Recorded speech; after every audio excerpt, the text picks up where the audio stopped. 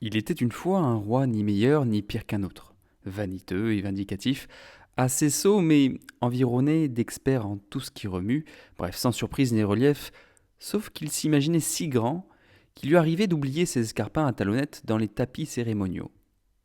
Il advint ainsi, par malheur, qu'un soir de bal masqué dans la salle aux 100 lustres, il était déguisé en César triomphant, comme il saluait l'assemblée du haut de l'escalier royal, il s'en mêla si mal dans sa toge romaine qu'il dégringola jusqu'au pied des porteurs du plateau de toast.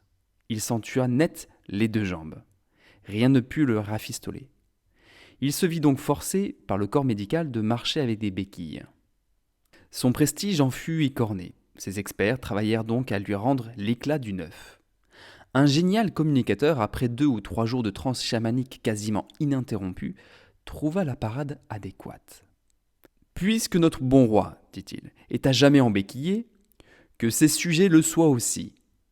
Que l'embéquillement soit le signe pour tous d'une confiance retrouvée, et que les fous, les rétrogrades, les marginaux inconséquents, bref, les possibles terroristes qui se risqueront à sortir sans leurs béquilles soient désignés à la vindicte et privés de leurs droits sociaux. Le peuple a ceci de commun avec le boa de la jungle qu'il est capable d'avaler les yeux fermés n'importe quoi. Pour faire comme tout le monde s'embéquilla. Évidemment, la vie ne fut plus aussi simple, mais peu à peu, puisqu'il fallait, on se laissa flotter du bas. Le roi mourut. Il fallait bien que cela arrive un jour. On épingla, sur son cercueil, la béquille d'or des héros. On pouvait à nouveau marcher, comme autrefois, sur ses 2 pieds. C'est ce que dit un homme simple, un jour, dans un jardin public. C'était un de ces sans-bâtons que l'on regardait de travers quand il passait. On lui répondit méchamment. Allez sans béquille, utopie, faux espoir, rêverie perverse. On marche ainsi depuis toujours. Et d'abord, qui t'envoie? Quelle secte? Que cherches-tu? Que nous veux-tu?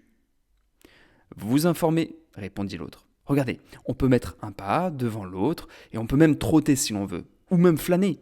Essayez donc, que risquez-vous? Ne l'écoutez pas, il radote. Ces gens sont des dangers publics. On s'assembla autour de lui. On l'insulta, le bouscula, on brandit des cannes ferrées. Heureusement, il court vite, beaucoup plus vite que les béquillards.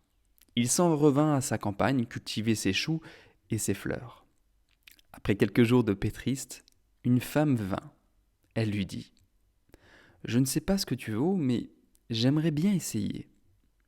Tu as 2 pieds, 2 jambes, marche. » Elle tombe aussitôt dans ses bras. On dit qu'ils eurent beaucoup d'enfants et qu'ils grandirent sans béquilles. C'est peut-être vrai, va savoir.